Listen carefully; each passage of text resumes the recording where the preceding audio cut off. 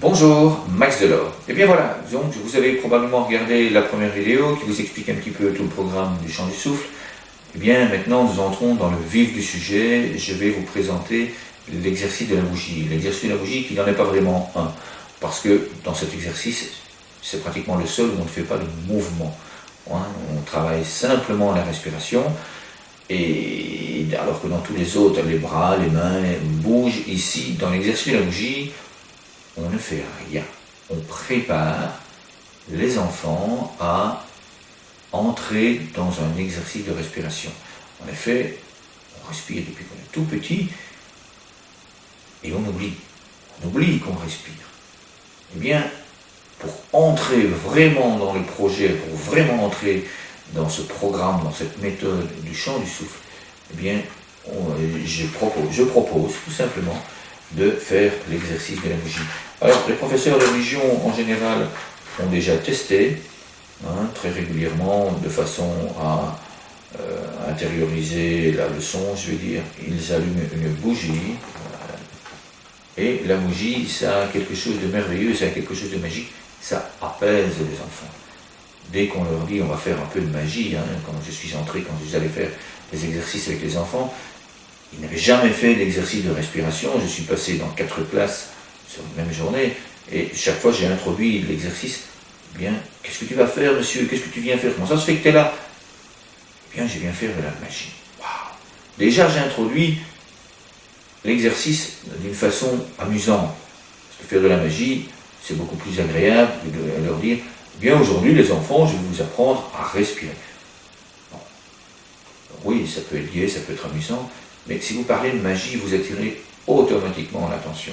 Alors c'est vrai qu'en tant qu'enseignant, on n'a pas souvent l'occasion de jouer avec la bougie, donc lancez-vous, essayez, et puis vous verrez, c'est très agréable. Je sais que certains enseignants utilisent cette bougie au moment où ils font une interrogation, quoi que ce soit. Ils allument une bougie, les enfants font quelques exercices de respiration avant de retourner leur feuille, ils regardent simplement la flamme, ils s'apaisent, ils se concentrent, puis seulement ils font leurs exercices. Alors voilà, vous avez vu, j'ai allumé la bougie. Eh bien, il suffit simplement, avec les enfants, de leur demander de fixer cette bougie. Vous regardez la flamme et vous prenez le temps, et c'est ça qui est important. Vous prenez le temps de respirer, pour vous concentrer en regardant la flamme, vous concentrer sur cette bougie. Je vais le faire maintenant. Donc, si vous avez l'occasion, faites en même temps que moi.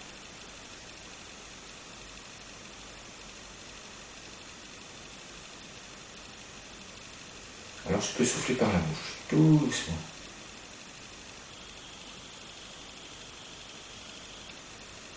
Et là j'en profite parce que comme j'ai soufflé par la bouche, évidemment, la flamme elle vacille. J'ai des enfants, observez cette flamme qui bouge. Prenez le temps de respirer tout doucement.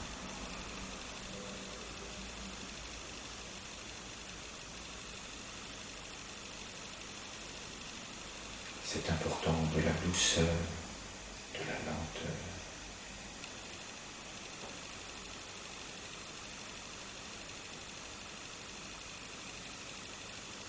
Prenez bien le temps de respirer.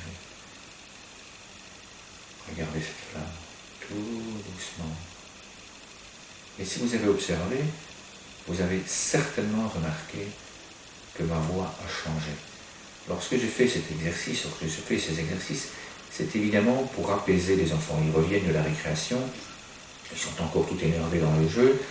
Si je n'ai pas fait l'exercice dans l'école de récréation, mais je le fais dans la classe.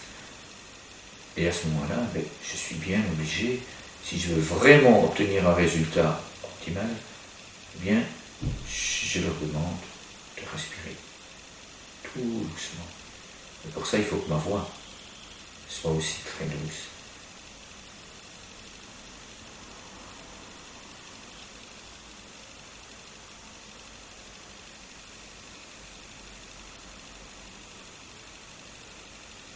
Alors, parfois, je laisse sortir l'air par le nez, parfois je le laisse sortir par la bouche, parfois je le souffle par la bouche.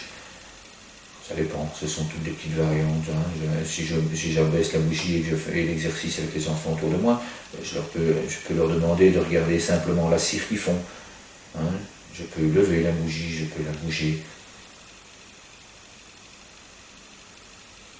Mais surtout, prenez de la douceur, prenez le temps. Ça dure 1 minute 30, 2 minutes, et puis vous êtes parti. Vous pouvez travailler tranquillement, tout doucement. Les enfants s'asseyent, ils sont prêts à vous écouter, vous pouvez entrer dans votre activité.